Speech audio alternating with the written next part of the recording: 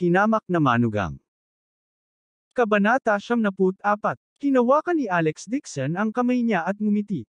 You are my wife. What is there to be sorry about? Tsaka di ba may Vilya din tayo? Hindi naman tayo mas masama sa iba. Pilit na ngumiti si Jane Lewes at inisip na lang na inaaliw siya ni Alex Dixon. Sa hindi malamang pagkakataon, narinig ni Megan Lewes ang tanong na ito at kaagad na napasigaw sa tawa ng malakas, pinsan, nasaan ang Vilya mo? Don't tell me andito rin. Bago pa makapagsalita si Jane Lewes, ngumiti si Alex Dixon at nagpatuloy. Oo, nakatira din kami sa Spring Garden. Ano? Kailan nakabili ng Vilya ang pamilya mo sa Spring Garden? Natigilan si Megan Lewes at napamura, kaya mo ba? Nang matapos siyang magsalita, napagtanto niyang mali ang sinabi niya at mabilis niyang sinabi, I mean, bakit hindi ko narinig na binanggit ni Pinsan Jane ang tungkol sa pagbili ng Vilya? Gusto siyang pigilan ni Jane Lewes ngunit huli na ang lahat at mabilis lang niyang naayos ang mga bagay-bagay, ngayon maaari pang manatili sa bahay, pag-iisipan nating bumili ng bahay sa hinaharap. Lumapit si Lewes Mingfeng at nakangiting nagsabi, dahil bumili kayong lahat ng Vilya, ano ang dapat maging mahinhin? Nagkataon, lahat ng miyembro ng pamilya ay nandito. Albert, hayaan mong dalhin ng manugang mo ang lahat para maglibot sa bagong Vilya. Sabay punta din ako sa malaking Vilya ng manugang ko para maupo. Namula ang mukha ni Albert Lewes. Wala man lang siyang paunang bayad sa bahay. Saan nanggaling ang Vilya?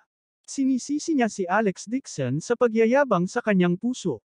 Kalimutan mo na, sa susunod na lang natin bisitahin. Tara na at tingnan natin ngayon. Lalong naging masigasig si Lewes Mingfeng. Pilit niyang hinayla palabas si Albert Lewes. Nagmamadaling tumanggi si Albert Lewes. Kung hindi nila nakita ang Vilya pagkatapos nilang pumunta, mapapahiya siya. Alam din yun ni Jane Lewes. She quickly said, balik tayo next time. Gabi na ngayon. Dapat bumalik muna tayo. Nang matapos siyang magsalita, ngumiti si Alex Dixon at sinabi, hindi pa tanghali. Marami tayong oras. Dahil gusto ng lahat na makita, tara at tingnan natin. Ikaw. Sa sobrang galit ni Jane Lewes ay hindi siya makapagsalita. Kinurot niya ng mariin ang bewang ni Alex Dixon. Saan nanggaling ang Vilya? Siya ay nagbigay sa kanya ng isang paraan para makaalis. Hindi niya inaasahan na ganoon katanga si Alex Dixon. Nakita ito ni Megan Lewes na nakatayo sa gilid at nanunuya sa kanyang puso. Alam niya ang background ni Alex Dixon. Siya ay isang tao lamang na napakahirap na hindi niya kayang bumili ng mga alahas sa kasal. Paano niya kayang bumili ng Vilya na hindi lang daan-daang milyon? Nagyayabang lang siya. Kailangan niyang ilantad ang kanilang mga kasinungalingan ngayon. Ganun din ang iniisip ni Lewes Mingfeng. Tinulak niya si Albert Lewes palabas ng pinto at tinawag ang isang grupo ng mga kamag-anak na sumunod sa kanya.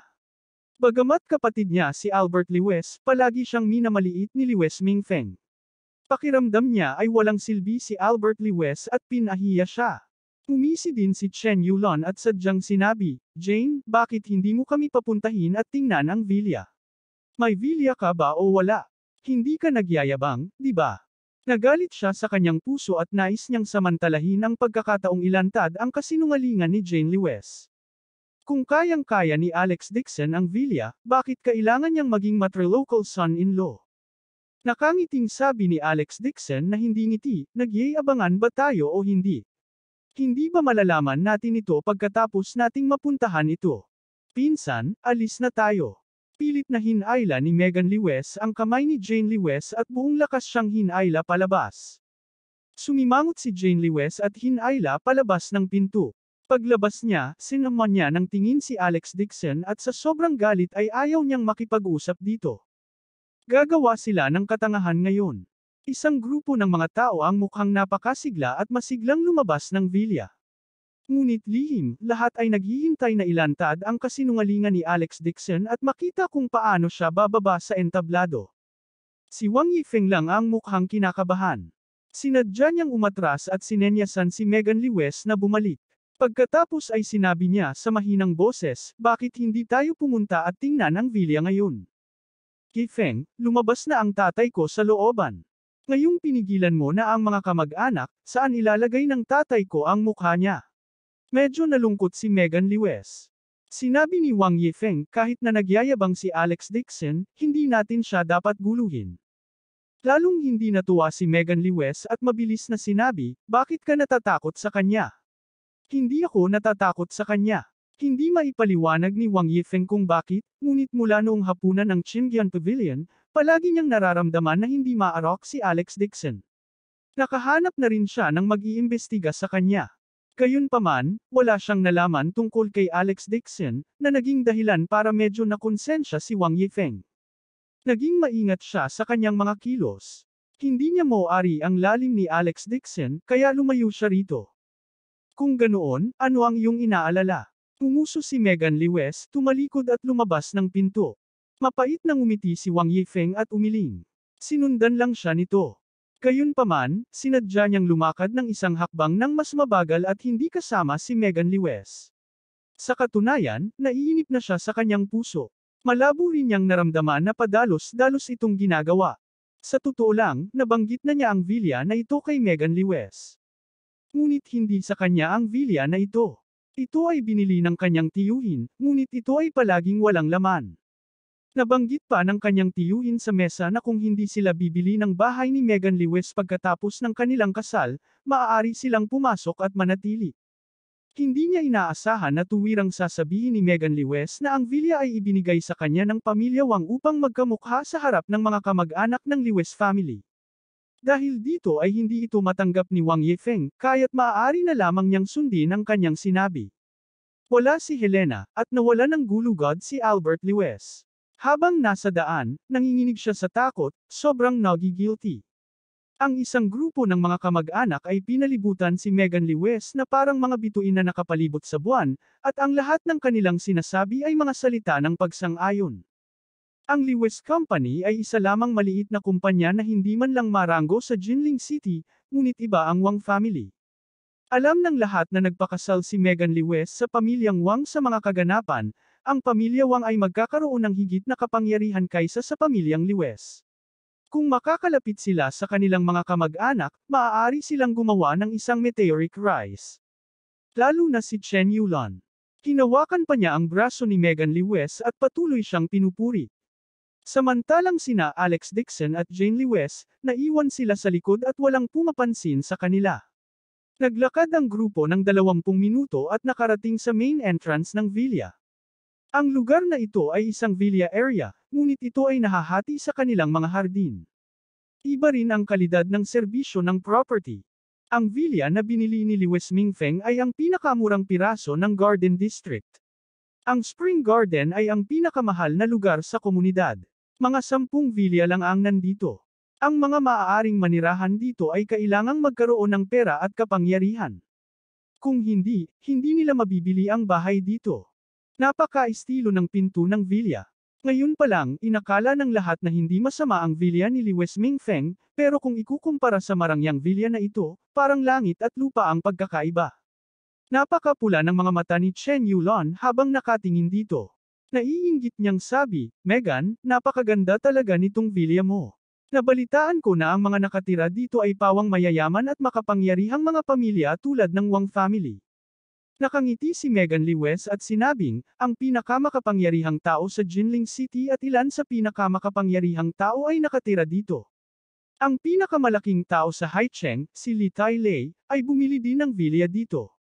Paminsan-minsan ay pumupunta siya sa Jinling upang manatili dito. Nang marinig ang kanyang sinabi, isang grupo ng mga kamag-anak ang tumingin sa kanya ng may paghanga. Ang kanyang kaharian ay halos tumaas sa ibang antas. Ito ay simpleng hindi isang ordinaryong antas tulad ng sa kanila. Napakayaman ng buhay. Lalong naiinggit si Chen Yulon at nagmamadaling hinimok, bilasin mo na buksan mo ang pinto at hayaan mo kaming pumasok para tingnan. Kung makakatira ako dito ng ilang araw sa buhay ko, magiging perpekto ang buhay ko. Tumingin si Megan Lewis kay Wang Yifeng. Wala siyang susi. Awkward na sinabi ni Wang Yifeng, paumanhin, hindi ko alam na lahat ay pupunta sa villa ngayon, kaya hindi ko dinala ang susi. Hindi kanya ang villa, kaya wala siyang susi. Kabanata 75. Sandaling natigilan si Megan Lewis at nakaramdam ng kaunting kalungkutan sa kanyang puso. Malinaw na sinabi ng tiyuhin ni Wang Yifeng na ibibigay niya sa kanila ang villa upang manirahan sa villa, ngunit sa huli, hindi man lang niya ibinigay ang susi. Nagplano siyang maghintay hanggang matapos ang araw na ito at hikayatin ni Wang Yifeng na dalhin ang susi upang hindi bawiin ng kanyang tiyuhin ang kanyang sinabi at hindi ibigay ang villa sa kanila. Umiti si Wang Yifeng at sinabing, kasalanan ko kung hindi ko ito iniisip ngayon. Pinapunta ko lahat dito nang walang kabuluhan. Maaari ko lang anyayahan ang lahat na tumingin sa paligid. Pagkatapos kong gawin ang aking trabaho, magdaraos ako ng isang bangkot sa villa at pakitunguhan ang lahat ng mabuti. Ang kanyang mga salita ay magalang at ang kanyang mga kilos ay parang kay Fugi. Hindi naiwasang purihin siya ng grupo ng mga kamag-anak ng Lewes family sa kanilang mga puso. Ang kasintahang si Megan Lewes ay isang karaniwang tao sa itaas. Si Alex Dixon na nakatayo sa tabi niya ay mukhang talentadong tao, pero kahit anong tingin niya ay isa siyang walang kwentang tao. Napatingin si Lewes Mingfeng kay Alex Dixon. Pakiramdam niya ay walang kwentang tao si Alex Dixon. Hindi lamang duwag ang kanyang kapatid, ngunit isa rin siyang walang kwenta pagdating sa paghahanap ng matrilokal na manugang. Ang kanyang anak na babae ang nagkaroon ng foresight.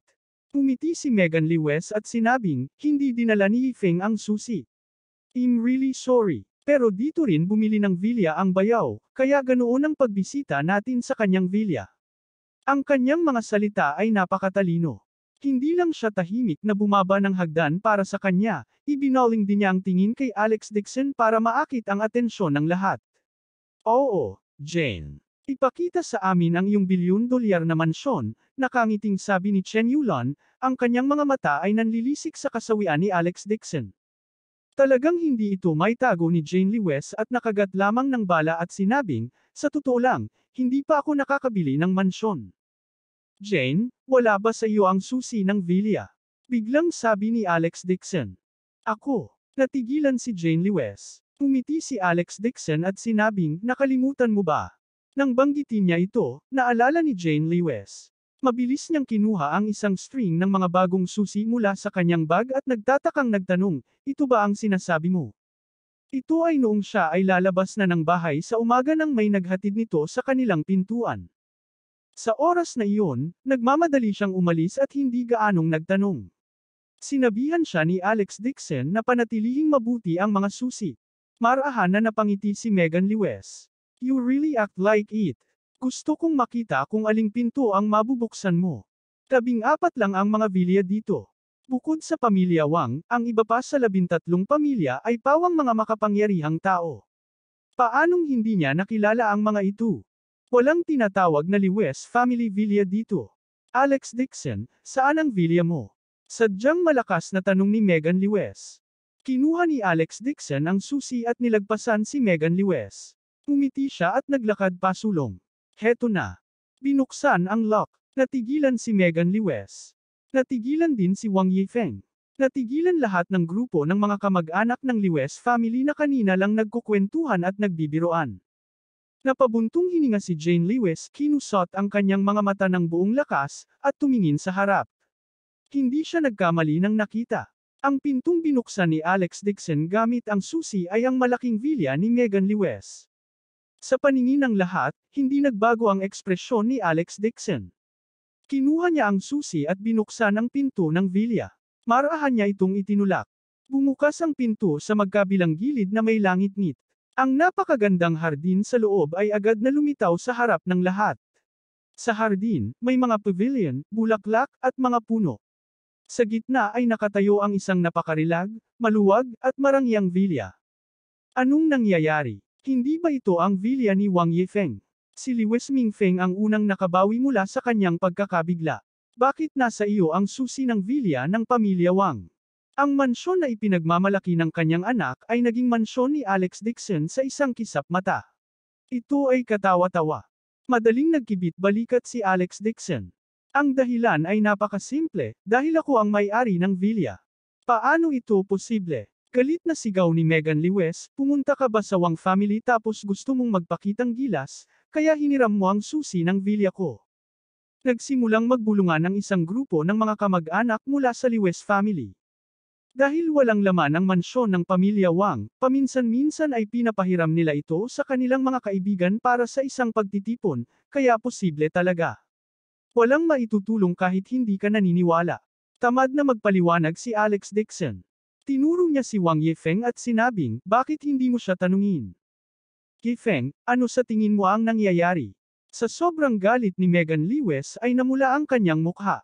Malakas na tanong niya kay Wang Yifeng. Nakaramdam ng awkward si Wang Yifeng, at ngayon ay lalo siyang nalilito. Aniya, hindi ko rin alam kung bakit. Baka ipinahiram ni Uncle sa kaibigan ang Villa. Bakit hindi ko tawagan si Tito ngayon at tingnan kung ipinahiram niya kay Alex Dixon? Pinandilatan ni Megan Lewis si Alex Dixon. Sa sobrang galit niya ay ngumuso siya at naghintay na tawagan ni Wang Yifeng. Totoo na ang Villa na ito ay pag-aari ng pamilya Wang. Siya ay talagang nagtanong tungkol dito. Imposibleng maging kay Alex Dixon ito. Kung hihiramin ni Alex Dixon ang susi para magpakitang gilas, mas nakakahiya pa sa katotohanang wala siyang susi. Umiti si Alex Dixon at gumawa ng please gesture. Mukhang nataranta si Albert Lewis at mabilis na sinabi kay Alex Dixon, bakit mo hiniram ang susi ng ibang tao? Tay, hintayin natin na maging malinaw ang lahat. Agad siyang pinigilan ni Jane Lewis at hinayla ang ama sa gilid. Bagamat hindi siya naniniwala na bibili si Alex Dixon ng Villa, naniniwala siya na hindi siya maaaring magkaroon ng dahilan para hilingin niya ang susi sa Wang family. Maasim na sabi ni Megan Lewis, itong Villa ko ang pinakamahal sa Spring Garden. Ang renovation pa lang ay mahigit 100 milyon. Inimbitahan pa namin ang Gemonser na tingnan. Ito ang pinakamagandang feng shui. Ginamit ang bahay na ito para sa pagtitipon ng mga bisita. May mukha ito. May mga taong hindi kayang bayaran pero mahilig sila sa vanity. Kaya naman hiniram nila ang susi kay Yifeng. Hindi pa nakakonekta ang telepono ni Wang Yifeng, ngunit sa sandaling ito, isang nasa katanghaliang gulang na lalaki ang lumabas ng Villa. Tito Lee. Nagningning ang mga mata ni Megan Lewis at agad siyang tumawag. Ito ay isang taong tinanggap ng pamilya Wang. Siya ang kadalasang namamahala sa Villa at paglilinis. Minsan na siyang nakapunta sa Villa at nakita niya si Uncle Lee. Nakahinga rin ng maluwag si Wang Yifeng. Mabilis siyang naglakad at nagtanong, Uncle Lee, what's going on? Bakit pinahiram ni Uncle ang susi sa ibang tao? Gayunpaman, hindi pinansin ni Uncle Lee si Wang Yifeng. Nilagpasan niya ito at naglakad papunta kay Alex Dixon. Yumuko siya ng may paggalang. Mr. Dixon, you are here to see the Villa, right? Nakahanap ako ng ilang tagapaglinis kaninang umaga at naglinis ng Villa. Kailan ka lilipat? Maghahanda muna ako. Malumanay na sabi ni Alex Dixon, I will not move for the time being. Bantayan mo muna ang Villa. Tatawagan kita bago ako lumipat. Oo. Pagkasabi nun ni Uncle Lee ay yumuko ulit siya kay Alex Dixon at tumabi para hintayin itong makapasok. Halos lumuwa ang mga mata ni Megan Lewis nang makita niyang walang pakialam si Uncle Lee kay Wang Yifeng. Laking gulat din ng grupo ng mga kamag-anak ng Lewis family. Si Wang Yifeng ay nababalisa din. Hindi niya pinansin ang mukha niya at naglakad pasulong para magtanong, Uncle Lee, what's going on? Tumingin si Uncle Lee kay Alex Dixon at humingi ng mga tagubilin. Bahagyang tumango si Alex Dixon sa kanya. Tumalikod si Uncle Lee at sinabi kay Wang Yifeng sa isang hindi alipin o mapagmataas na paraan, Mr. Wang, ang may-ari ng Villa na ito ay si Mr. Alex Dixon. Ako rin ang pinag-manage ni Mr. Dixon. Ang bahay ay talagang hindi pag-aari sa iyong pamilya Wang. Kabanata 76. Hindi ba ito ang Villa ng tito ko? Nahirapang paniwalaan si Wang Yifeng. Hindi ito ang mansyon ng pamilya Wang, kundi ang mansyon ni Mr. Dixon. Binigyang diin ni Uncle Lee, ang dahilan, hindi ko ito ipapaliwanag sa iyo. Sa open space sa harap ng mansyon, patay na tahimik ang mga tao. Walang makakaisip na ang pinakamahal na mansyon sa Jinling City ay kay Alex Dixon. Mas mahirap tanggapin nila Megan Lewis at Lewis Mingfeng. Para silang sinampal sa harap ng lahat, at gusto nilang maghukay ng butas at magtago dito. May pagmamalaki silang nagdala ng grupo ng mga kamag-anak para bisitahin ang mansyon. Sa huli, ang sarili nilang mansyon ay kay Alex Dixon. Ang katotohanan ay nagbabagsak sa mga tao. Magalang na tinanong ni Uncle Lee si Alex Dixon, dahil may mga bisitang dumating, gusto mo bang imbitahan sila sa sala para magpahinga? Tumango si Alex Dixon at ibinalik ang tingin sa mga tao. Mahina niyang sabi, di ba sabi niyo gusto niyong bumisita? Pasok kayo. Pagkasabi noon ay pumasok na siya sa gate ng villa at naglakad pasulong. Nagulat si Jane Lee West sa kanyang puso. Pawisan ang mga palad niya. Akala niya nagbibiro lang si Alex Dixon pero hindi niya inaasahan na totoo ang villa. Mabilis niyang hinayla si Albert Lee West at sumunod siya na pumasok. Kailangan niyang malaman ang higit pa tungkol sa bagay na ito. Pinigil ni Megan Lee West ang kanyang galit at kinaladkad si Wang Yifeng papasok sa villa. Pumasok na tayo at tingnan din natin. Bakit naging kay Alex Dixon ang villa na ito nang walang dahilan? Hindi nakakonect ang tawag ni Wang Yifeng sa telepono ng kanyang tiyuhin at puno ng pagdududa. Hinayla siya papasok ng villa. Natigilan ang isang grupo ng mga kamag-anak ng Lee West family. Mabilis silang sumugod at sumiksik sa villa. Ang bagay na ito ay talagang kakaiba. Si Megan Lee West ba ang gustong magkamukha at ginamit ang villa ni Alex Dixon para magpanggap na siya, o si Alex Dixon ba ang naglalaro sa likod ng mga eksena? Mayroon bang ibang sikreto? Sa harap ng villa ay isang katamtamang laki ng patio. Ito ay katangi tangi at elegante. Ito ang pinakamahal na villa sa Jinling. Ang mga kamag-anak ng Lee West family ay karaniwang walang pagkakataon na bisitahin ang ganitong uri ng high-end na pribadong tirahan. Bawat isa sa kanila ay parang si Lola Lee West na pumapasok sa isang malaking hardin. Tumingin sila sa paligid at patuloy na nagpupuri. Si Megan Lee West ay nakatingin din sa paligid. Sa puso niya, namangha siya sa karangyaan ng villa, pero habang tinitingnan niya ay lalo siyang nagalit. Namumula ang mga mata niya sa puot. Dapat sa kanya ang ganoong karangya at magandang villa, ngunit ngayon ay nasa kamay na ni Alex Dixon. Galit na galit si Megan Lee West na parabang masuka siya ng dugo. Si Lee West Mingfeng ay mayroon ding malungkot na ekspresyon sa kanyang mukha habang nasa daan. Naglakad ang mga tao sa sala. Lalong gumanda ang dekorasyon ng sala. Ang mga kasangkapan ay isang buong hanay ng mahogany, at ang kaligrapya at mga pintura sa dingding ay pawang tunay. Inggit at inggit ang karamihan. Naghain ng tsaa si Butler Uncle Lee.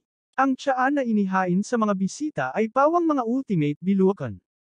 Isang grupo ng mga kamag-anak ng Lee West family ang nakatingin sa paligid at pinupuri ang tsaa. Napakarangyang villa, hindi nila ito kakayanin sa susunod nilang buhay. Hindi man lang kaya ni Megan Lee West na tumawa. Sa sobrang inggit niya muntik na siyang mabaliw. Dahil hindi siya makakuha ng sagot mula kay Wang Yifeng, maaari rin niyang tanungin ng direkta si Jane Lee West. Sinadya niyang sabihin, si Alex Dixon ay hindi nagtatrabaho noon at walang pera. Paano niya nakuha ang villa na ito? Gumamit ba siya ng ilang ilegal na paraan para makuha ito? Nang matapos siyang magsalita, tumabi sa kanya si Lee West Mingfeng at malamig na nagsalita. Ang Lee West family ay ang matuwid na landas. Huwag kang lumakad sa masamang landas. Hindi lamang ito nakakasama sa iyo, ito rin ang naging dahilan upang masira ang reputasyon ng Lee West family. Si Albert Lee West ay isang matapat na tao. Nakaramdam siya ng awkward matapos magalit ang kanyang kuya. Wala siyang lakas ng loob na magsalita. Narinig naman ni Jane Lee West ang panunuya at malamig na sinabing, walang ginawang masama ang tatay ko sa buhay niya. Wala rin si Alex Dixon. Alam namin ang sitwasyon ng pamilya ko. Galit na galit si Lee West Mingfeng. Siya ay mas matanda kay Jane Lee West, ngunit talagang gumamit siya ng mga salita para sabihin sa kanya na huwag makialam sa negosyo ng ibang tao. Magsasalita pa sana siya nang biglang sinabi ni Alex Dixon, ang villa na ito ay binigay sa akin ni Wang Zhengang. Kalokohan. Agad na bumulong si Megan Lee West, wala kang kinalaman sa pamilya Wang. Hindi ka bibigyan ni Wang Zhengang ng ganoon kamahal na mansyon ng walang dahilan. Tiyak na gumamit ka ng ilang dirty tricks. Ayaw makipagtalo ni Alex Dixon sa babae. Kinuha niya ang kanyang telepono at dinial ang numero ng Wang family. Awkward na sinabi ni Wang Yifeng, kakatawag ko lang. Dapat may meeting si Wang Zhengang sa kumpanya. Hindi niya sasagutin ang telepono ng sinuman sa meeting. Nang matapos siyang magsalita ay tumunog ang telepono at nagkokonekta. Natigilan si Wang Yifeng sa kinatatayuan. Sinabi na direkta ni Alex Dixon, ikaw ang ama ni Wang Kai, tama. Ako si Alex Dixon. Nandito ako ngayon sa mansyon ng Spring Garden. Nandito din ang pamangkin mong si Wang Yifeng. May nagtatanong sa pinanggalingan ng mansyon na ito. Sa tingin ko, baka hindi ako makilala. Pakipaliwanag sa akin. Nandyan rin si Wang Yifeng. Isang gulat na boses ang nagmula sa telepono, at pagkatapos ay isang mabangis na sigaw ang dumating, "Anong ginagawa mo?" Ang malalim at marangal na boses na ito ay tunay na tiyuhin ni Wang Yifeng.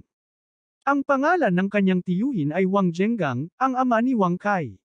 Sa kasalukuyan, siya ang pinuno ng Wang family, at ang ama ni Wang Yifeng ay pangalawa lamang sa command. Nang marinig ni Wang Yifeng na tinawag siya ng kanyang tiyuhin, naramdaman ni Wang Yifeng na nanginginig ang kanyang anit. Nasabi na lang niya, "Pumunta ako para samahan si Megan na tumingin sa villa.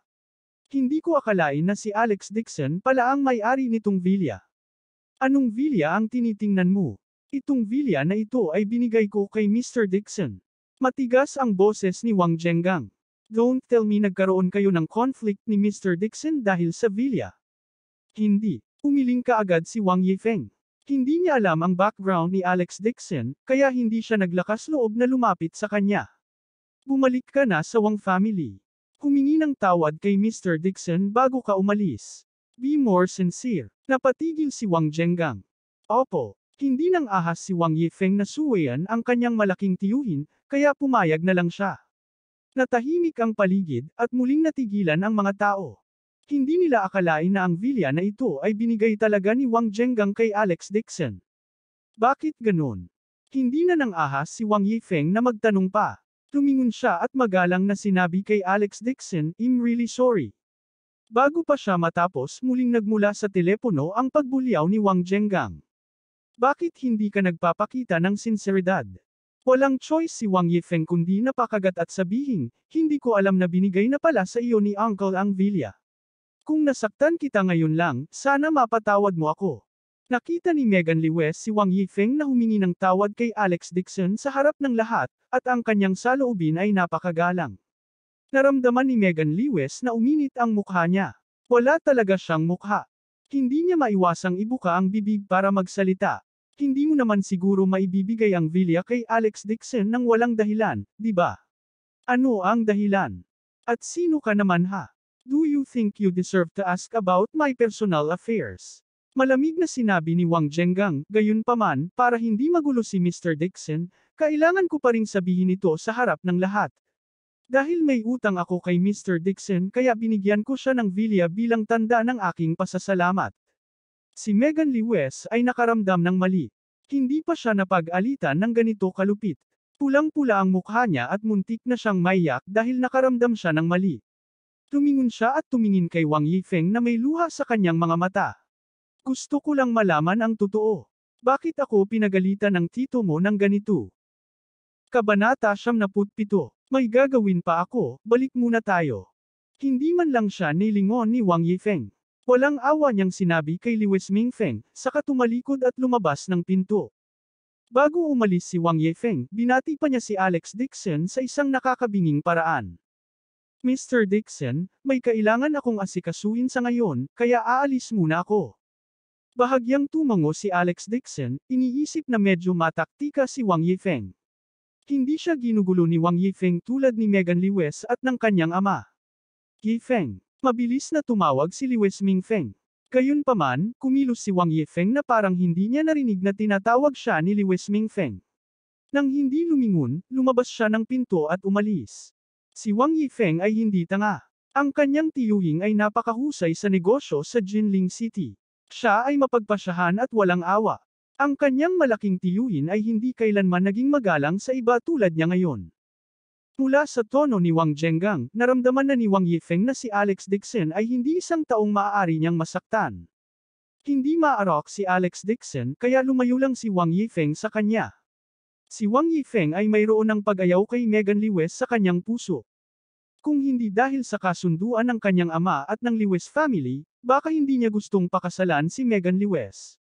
Dahil business marriage iyon, hindi mahalaga kung sino ang gusto niyang pakasalan, pero ayaw niyang magpakasal sa isang tanga. Nang makaalis si Wang Yifeng, muling tumahimik ang sala. Si Megan Lewis ay nakaramdam ng labis na pagkakamali kaya siya ay umiyak. Medyo napahiya si Liwes Mingfeng. Umubo siya ng tuyo at sinabi sa mapang-akit na paraan, Boss Wang, bata pa si Megan. Curious din siya. Si Alex Dixon ay manugang ng Liwes family. Nagtanong lang siya at wala siyang ibang intensyon. Hindi pinansin ni Wang Zhengang si Liwes Mingfeng at magalang na sinabi, Mr. Dixon, kailangan mo pa ba akong magpaliwanag? Tama na. Tumango si Alex Dixon. Kung gayon hindi na kita guguluhin pa. Tawagan mo ako kung may kailangan ka. Binaba ni Alex Dixon ang telepono. Alex, ito ba talaga ang villa na ibinigay sa iyo ng pamilya Wang? Sa wakas ay nag-react si Albert Liwes at napabuka ang kanyang bibig sa gulat. Tay, tama na. Nakangiting sabi ni Alex Dixon. Bulong ni Albert Liwes sa sarili. Pakiramdam niya ay nananaginip siya. Mabilis siyang tinulungan ni Jane Liwes sa gilid, Tay, maupo ka muna at magpahinga. Dahil ipinaliwanag na ni Boss Wang ang sitwasyon, alam na ang lahat tungkol sa villa. Ibinigay ng pamilya Wang ang villa kay Alex. Sinabi pa ni Jane Liwes sa seryosong tono na ibinigay ng pamilya Wang ang villa kay Alex. Ito ang partikular na sinabi niya sa mga kamag-anak ng Liwes family. Hindi makapaniwala si Chen Yulon at Bomulong, ang pamilyang Wang na ito ay talagang mapagbigay. Namigay sila ng isang mansyon na hindi hihigit sa 100 milyon ng ganoon lang. Bakit hindi nila ito ibinigay sa akin? Hindi lang siya ang hindi makaisip nito. Lahat ng mga kamag-anak ng Liwes family ay hindi ito kapanipaniwala. Sobrang inggit at inggit sila. Hindi nila kakayanin ang ganoong mansyon sa loob ng 10 buhay. Ngunit bakit si Alex Dixon, ang walang kabuluhang ito, ay nagkaroon ng gayong swerte? Ang swerte niya talaga. Namumula ang mukha ni Liwes Mingfeng. Hindi mahalaga na siya ay hindi pinansin ni Wang Zhengang, ngunit ito ay dapat na villa ng kanyang anak na babae, ngunit sa isang kisap mata, ang villa ay kinuha ni Alex Dixon. Hindi niya talaga matanggap.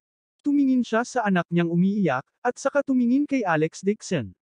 Lalo siyang nagalit sa puso niya. Noon pa man ay mababa ang tingin niya kay Albert Liwes, ngunit ngayon ay pinipigilan siya ng matrilocal na manugang. Nagwawala na talaga siya.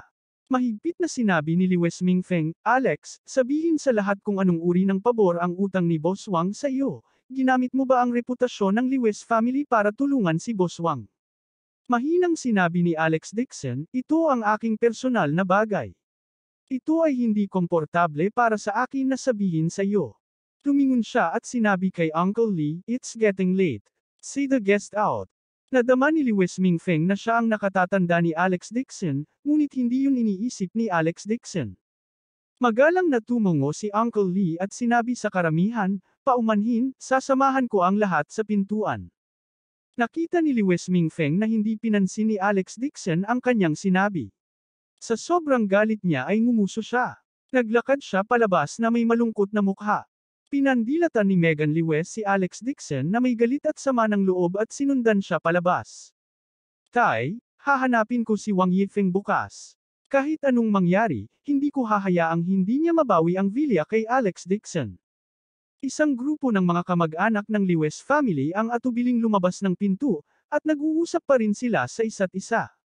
Iba talaga ang sitwasyon kumpara kanina. Ang manugang ng Liwes family, na dating duwag, ngayon ay napakaswerte. Isinara ni Uncle Lee ang pinto at bumalik sa guest room, hindi inabala ang pamilya ni Alex Dixon. Nang wala na ang mga tao, tanong ni Jane Liwes, Alex, ngayon dapat mong sabihin sa amin ang totoo. Bakit may utang na loob sa iyo si Boss Wang? Nag-alinlangan si Alex Dixon. Hindi niya naisip kung paano ito ipapaliwanag. Nang gamitin niya ang Thunder Order sa Geomantic Omen meeting noong araw na iyon, naramdaman niyang nagpakasal na ang dalawang pamilya at iniligtas ang buhay ni Wang Kai. Ang dahilan kung bakit binigay sa kanya ni Wang Zhengang ang villa ay una dahil gusto niyang paboran si Alex Dixon, at pangalawa dahil natatakot siyang mabuli muli ni Alex Dixon ang kanyang anak. Inilihim din ito ni Wang Zhengang para kay Alex Dixon. Kung sinabi ni Alex Dixon kay Jane Liwes at sa kanyang biyenan ang katotohanan ngayon, dahil hindi sila mula sa bilog na metapisika, natatakot siyang hindi sila maniwala sa kanya. Nang si Alex Dixon ay nasa mahirap na sitwasyon, biglang tumayo si Albert Liwes at sinabing may takot sa mukha, Alex, tinulungan mo ba si Boss Wang na tingnan ang Feng Shui? Sandaling natigilan si Alex Dixon. Hoy, Alex. Huwag na huwag kang pupunta sa ganitong bagay. Mapait na sabi ni Albert Lewes, nanood ka lang ng ilang lecture sa Feng Shui sa TV, paano ito gagana? At saka, napakataas ng tungkulin ng manghuhula sa Feng Shui. Ayos lang kung walang nangyari kay Boss Wang, pero kung may nangyari, sa kanya, siguradong kakasuhan kanya ng panloloko. Ano? Tinutulungan ni Alex ang mga tao na tumingin sa Feng Shui. Nanlaki ang mga mata ni Jane Lewes. Hindi niya inaasahan na magiging ganito. Hindi nakaimik si Alex Dixon. Wala pa siyang naiisip na dahilan, ngunit nagkusa ang biyenan na humanap ng dahilan para sa kanya. Dahil lahat ng ito ay tungkol sa Feng Shui, ngumiti si Alex Dixon at sinabing, Tay, huwag kang mag-alala tungkol sa Villa. Hinding-hindi ito babawiin ni Wang. Patuloy na umiling si Albert Lewes. Noong huli mong tinulungan ang Chin family na tumingin sa Feng Shui, gumastos sila ng daan-daang milyon para bilhin ang shell na yon. Ngayon ang pamilya Wang ay humihingi ng tulong sa iyo. Ang dalawang pamilyang ito ay sikat sa Jinling City. Sa iyong kaalaman sa Feng Shui, ikaw ay magiging malantad ng maaga o huli. Huwag tulungan ang iba na tingnan ang Feng Shui sa darating. Paano kung may mangyayari? Alex Dixon, tumingin ka ba talaga sa Feng Shui para sa kanila? Nagulat si Jane Lewes. Alam mo ba ang Feng Shui? Tanong niya. Sabi ni Albert Lewes, Alex Dixon, mabilis na ibalik ang Villa sa Wang family. Masyadong mahal ang bahay na ito. Hindi namin matatanggap ang Reg Along ito. Sa sandaling ito, isang boses ang nagmula sa labas ng pinto. Ano bang masama sa pagtingin sa Feng Shui? Itong malaking villa na ito ay ibinigay kay Alex Dixon ni Boss Wang para ipahayag ang kanyang pasasalamat. Hindi ito ninakaw o ninakawan ni Alex.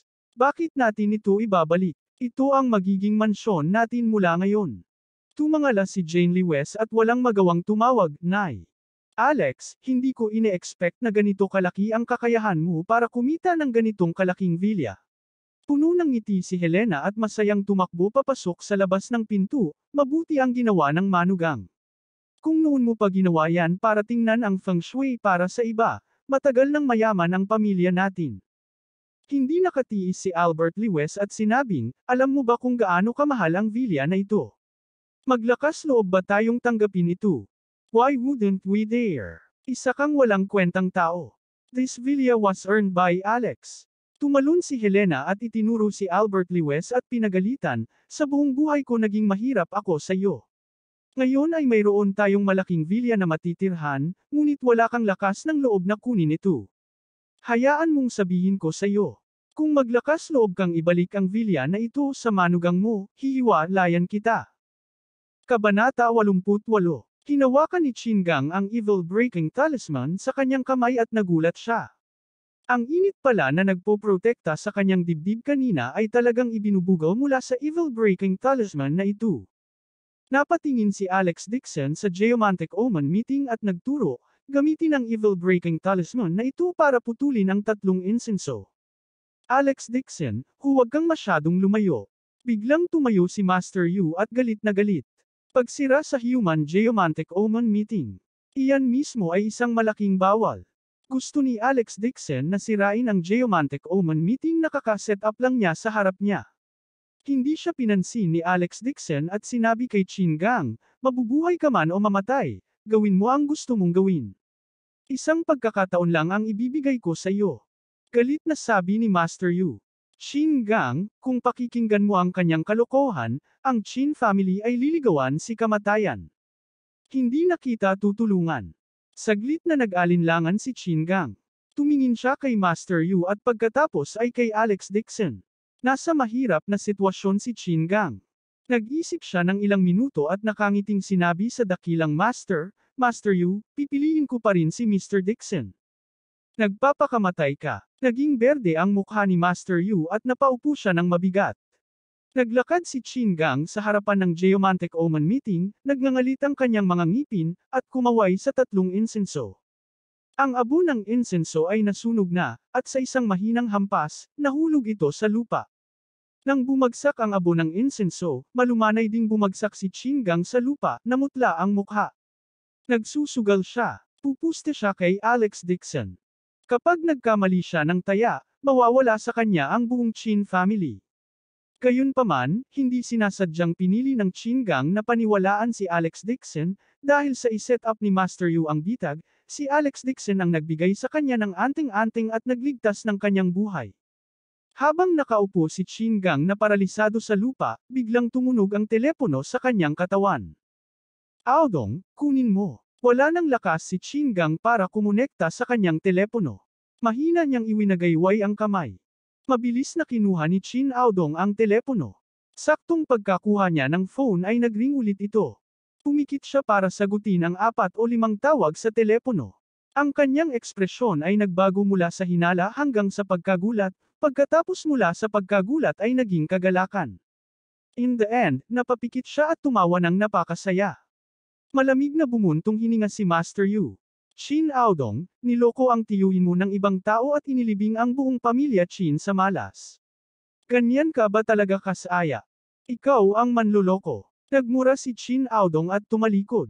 Tuwang-tuwang sinabi niya kay Chin Gang, second uncle, good news. Tumawag talaga ang kumpanyang humiwalay sa pakikipagtulungan sa amin noon para i-renew ang aming kontrata. At, sinabi ni Secretary Zhang na may proyekto sa munisipyo na gusto niya sa amin to accept. Pangalawang tita dinala daw siya sa ospital. Sabi ng doktor buntis siya. Tuwang-tuwa siya. Ano? Natigilan si Chin Gang at biglang natuwa. Aodong, ang second tiya mo, ay nasa 40 na. Buntis ba talaga siya? Oo. Tuwang-tuwa rin si Chin Aodong. Kambal pa ang buntis niya. Sa edad ko, pwede pa akong magkaanak.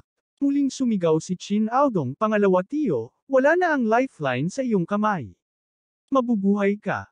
Nakita ni Chin Gang na nawala ang pulang linya sa kanyang palad. Sa sobrang tuwa niya ay namula ang mukha niya. Mabilis niyang pinagdikit ang kanyang mga palad at bumulong sa langit. Salamat sa langit sa pagpayag na makilala ko ang ganoong eksperto, si Master Dixon, at pasiglahin ang pamilya Chin. Ang pamilya Chin ay palaging may maliit na populasyon. Ngayon, maliban kay Chin Aodong na nag-iisang anak ng nakababatang henerasyon, ang iba pa sa nakababatang henerasyon ay patay o may kapansanan. Ang mga magulang ni Chin Aodong ay namatay din sa isang aksidente, lahat ng ito ay dahil sa mamamatay tao na aura. Ngayong nagkaroon na siya ng anak noong siya ay matanda na, ito ay isang malaking kagalakan sa buhay. Mukhang may naisip na naman si Chin Gang. Tumalikod siya at lumuhad papunta kay Alex Dixon na may plop. Sa sobrang tuwa niya ay tumulo ang luha sa kanyang matandang mukha. Salamat, Master Dixon. Ang pagbangon at pagbagsak ng Chin family ngayon ay nalutas mo lahat. Hindi malilimutan ng Chin family ang iyong dakilang kabaitan sa mga susunod na henerasyon. Pagkasabi niyan, muli siyang sumigaw, Aodong, lumuhad ka at humingi ng tawad kay Master Dixon. Master Dixon, nagkamali ako sa nakaraan. Humihingi ako ng tawad sa iyo. Agad na lumuhad si Chin Aodong sa lupa na may pasasalamat. Mula nang makuha ng pamilya Chin ang kanilang mga kamay sa nakamamatay na aura, wala pang balita tungkol sa pagpapatuloy ng mga pag-aalay ng insenso. Maging ang grupo ng mga babaeng nakadate niya ay hindi nagsilang ng kahit kalahating anak. Sa isang punto, naisip niya na may mali sa kanya. Sinong mag-aakala na dahil iyon sa mamamatay tao na aura? Ang langit ang nagnanais na ang Chin family ay walang mga inapo. Alam ni Chin Aodong na siya ay walang kakayahan at hindi kailanman naisip na kunin ang ari-arian ng pamilya Chin. Ang gusto lang niyang gawin ay maging playboy, kumain, at makipaglaro sa mga babae araw-araw. Hindi niya kailangang mag-alala tungkol sa anumang bagay. Sa makatuwid, natatakot din siya na kung aalis si Chin Gang ng ganito, matatalo sa kanya ang pamilya Chin, at siya ay magiging isang makasalanan. Lalo na pagkatapos ng insidente sa pamilya Chin, pagnilayan ni Chin Aodong ang kanyang sarili. Biglang tumayo si Chin Aodong, kinuha ang ashtray sa mesa, at inihagis kay Master Yu. Damn fraud, gusto mo pa talagang patayin, ang second uncle. Hindi ka karapat-dapat na dalhin ang sapatos ni Master Dixon sa kaunting kakayahan mo. Sinubukan ni Master Yu na umiwas sa gilid, ngunit nataman pa rin siya ng silindro sa ulo. Napasigaw siya sa sakit at umagos ang dugo. Sumigaw si Chin Aodong at inakay ang kanilang bodyguard na sumugod at sinunggaban si Yu Jinghai para hampasin siya. Panloloko. Bubugbugin kita hanggang mamatay. Makapangyarihan ang metaphysics ni Yu Jinghai, ngunit hindi siya makalaban nang bugbugin siya ng kanilang mapupunong mandirigma. Siya ay patuloy na sumisigaw at umiiwas, hindi man lang nagkaroon ng pagkakataong mailabas ang anting-anting. Sinipa siya ni Qin Aodong sa tiyan, itinaas ang kamao at sinuntok. Pagkatapos, hinawakan niya si Yu Jinghai sa kwelyo at sinipa siya sa lupa, dahilan para mapaluhod siya sa ilalim ng mga paa ni Alex Dixon. Panloloko. Humingi ka ng tawad kay Master Dixon. Nang bumagsak si Yu Jinghai, bumagsak siya sa lupa sa isang malungkot na kalagayan. Ang ilang rune ay nahulog sa kanyang manggas. Natigilan ang lahat. Sa mga nakakalat na rune, may mga Peach Blossom rune, Charm rune, Bad Luck rune, at iba pang evil charm. Hindi maiwasang matigilan ang karamihan. Ang Feng Shui Mystic ay nahahati sa White Path at Underworld Path.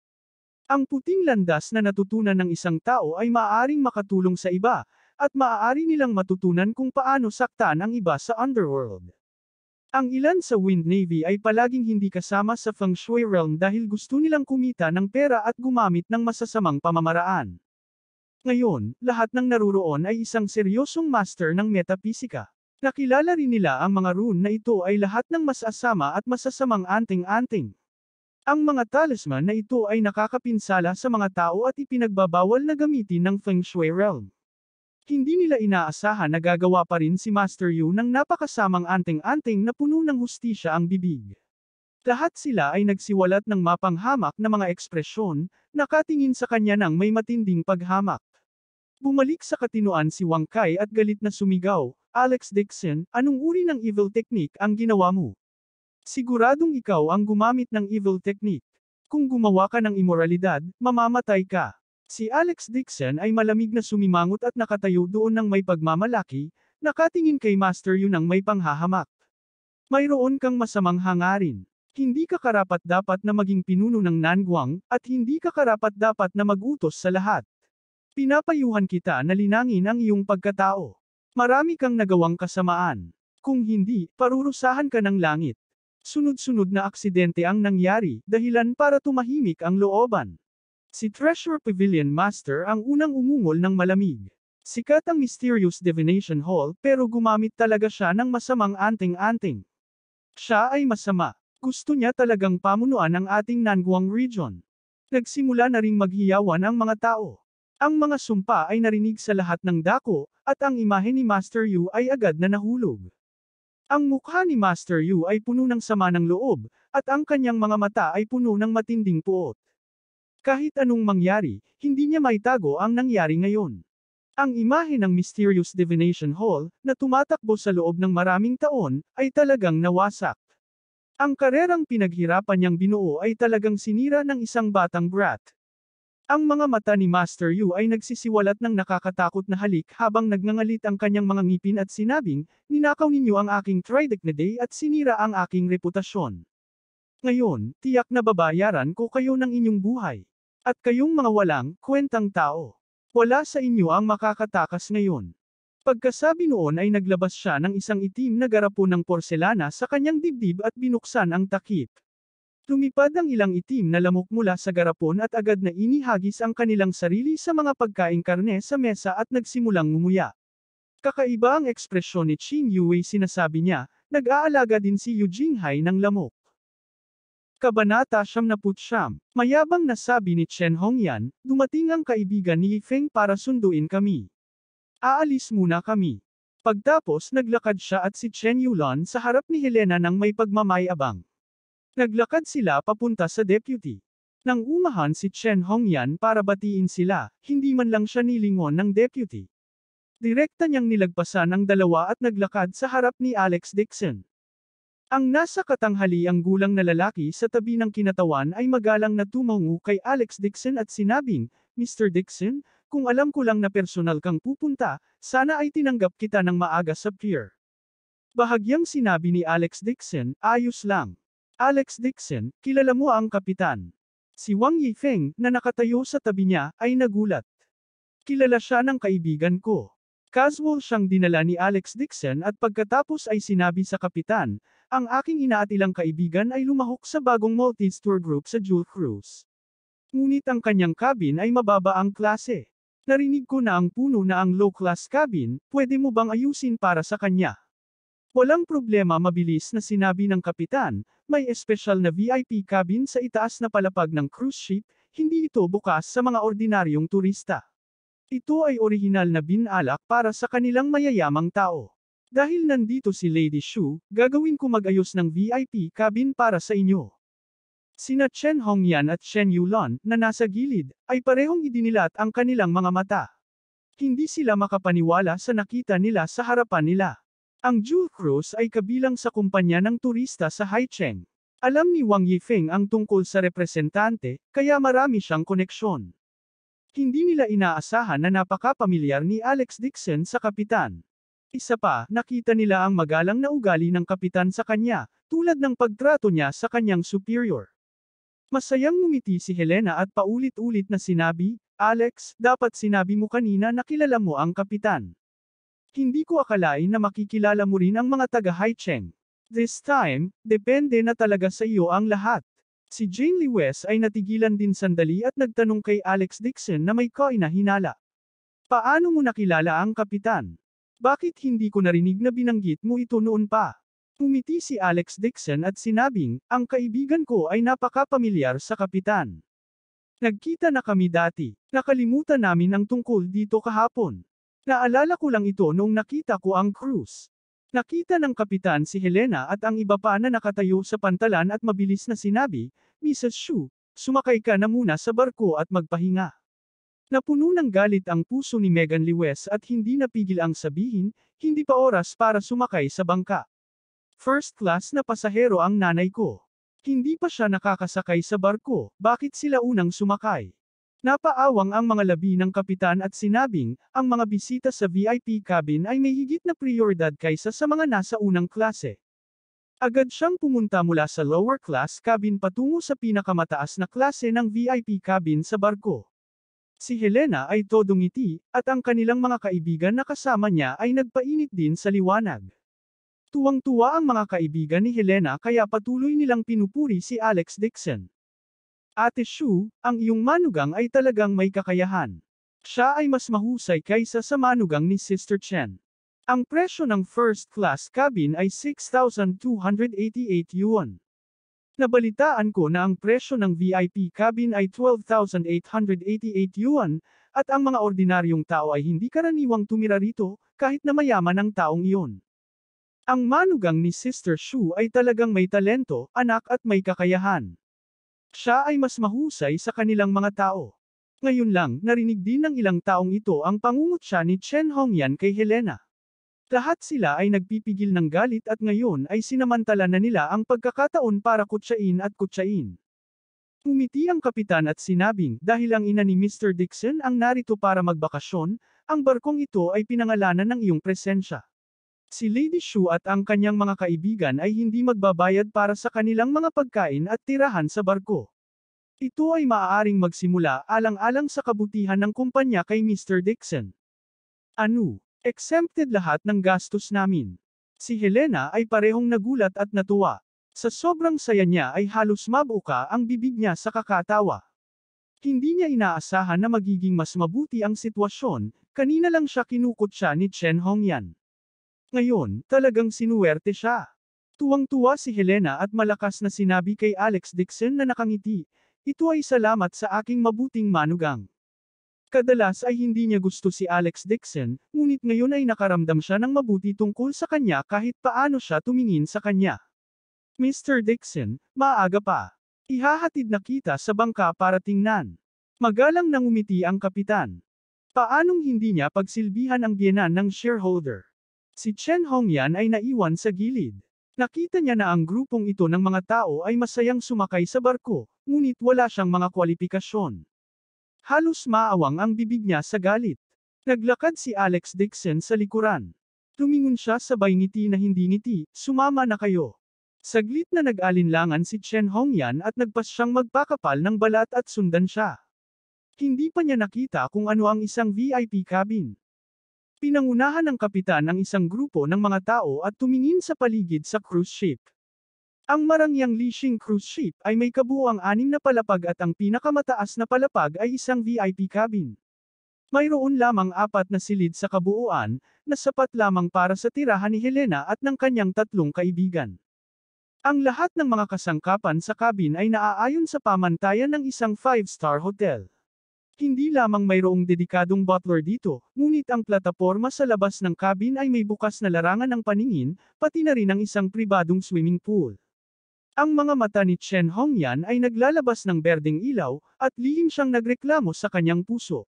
Bakit hindi siya inayos ng kanyang manugang? Nais din niyang manatili sa komportableng cabin. Matagal nang hindi pinansin ni Helena si Chen Hongyan. Nakatayo siya sa tuktok na deck at abala sa pagkuha ng mga larawan at pagpapadala ng mga ito sa kanyang WeChat moments. Nag-post din siya ng mga larawan sa grupo. Nahaharap sa gayong marangyang cabin, paanong hindi siya magpapakita ng kaunti? Patuloy na tumutunog ang WeChat ni Chen Hongyan. Sa grupo ng chat ng pamilya ni Liwes, nagpadala si Helena ng higit sa 10 larawan ng marangyang cabin sa isang hininga upang magpakitang gilas, na mas lalong nagagalit sa kanya habang tumitingin siya. Gayunpaman, sumagot din si Mark Liwes sa family chat group. Nay, di ba sumali ka rin sa tour group? Nagpadala ka rin ng picture ng first class cabin. Ano ang dapat kong ipadala? Galit na galit si Chen Hongyan kaya pinatay niya ang kanyang telepono. Sa sandaling ito, lumapit ang kapitan at sinabi kay Chen Hongyan, paumanhin. Dahil sa inaayos ang cabin, ang iba pang mga bisita na orihinal na inayos na nasa VIP cabin ay lilipat na ngayon sa first class cabin. Maaari ba akong hilingin mong lumipat sa ibang cabin? Anong ibig mong sabihin? Agad na naging alerto si Chen Hongyan. Ang sabi ng kapitan, puno na ang cabin. Ang ilang lower class na cabin lang na natitira ni Lady Shu, maaari lang kitang pabayaan at tumira sa mga lower class cabin. Ano, gusto mo tumira tayo sa lower class cabins? Agad na tumili si Chen Yulon, hindi ako pupunta. Bakit gusto mong lumipat sa aming cabin? Puno na ng galit si Chen Hongyan. Nang marinig niya na mananatili siya sa lower class cabin na hindi gusto ni Helena, agad siyang naging maingay. Ang mukha ng kapitan ay lumubog at malamig na sinabi, kung ayaw mong manatili, kung gayon maaari kong hilingin sa iyo na bumaba sa barko. Pagkatapos sabihin iyon, kinuha ng kapitan ang walkie-talkie at inutusan ang kanilang mandaragat na pumunta sa deck at habulin si Chen Hongyan at ang iba papalabas ng barko. Nang inag ang puso ni Chen Hongyan at labis siyang nagalit. Ang kanyang paglalakbay sa pagkakataong ito ay matagal nang inihayag sa mundo. Kung ikakalat ang balitang itinaboy siya sa bangka, saan niya ilalagay ang kanyang mukha? Nang marinig niya na itataboy na siya sa bangka, agad na nalungkot si Chen Yulon. Galit na sabi niya, eldest sister, hindi mo ba sinabi ang manugang mong si Wang Yifeng, ay nakapag-ayos na ba? Inihanda ko na ang lahat. Alam ng lahat na magbabakasyon ako. Pinapaalis mo na ako ngayon. Hindi ba nakakatawa? Awkward na sabi ni Chen Hongyan, hindi ko rin inaasahan. Makahanap pa nga si Alex Dixon ng mga koneksyon para manatili sa VIP cabin. Ang iyong manugang ay kaya naman, ano ang magagawa natin kung wala siya? Si Chen Yulon ay may tiyan din na puno ng galit. Pagkatapos ng lahat, ipinagmalaki ni Chen Hongyan si Wang Yifeng hanggang sa langit, taimtim niyang ipinangako na aayusin ng maayos ang lahat. Ngunit sa huli, sila ay itinaboy mula sa bangka na nanlulungaw. Ano ang lahat ng ito? Nagmamadali ding humingi ng tulong si Wang Yifeng sa kinatawan. Sa kasamaang palad, ang kinatawan ay nagkibit balikat at mukhang wala itong maitutulong. Agad naman itong umalis. Nakita ni Megan Liwes ang kanyang ina at maliit na tiya na nag-aaway. Galit niyang tinanong si Wang Yifeng. Di ba sabi mo kanina? Sabi mo may connections kayo, pero ngayon naging ganito na. How do you want me to explain this to my mother? Ang kapitan ay kaibigan ni Alex Dixon. Wala akong pagpipilian. Inis din si Wang Yifeng. Galit na sinabi ni Megan Liwes, hindi ka man lang maihahambing kay Alex Dixon, ano ang magagawa mo? Abangan ang susunod na kabanata.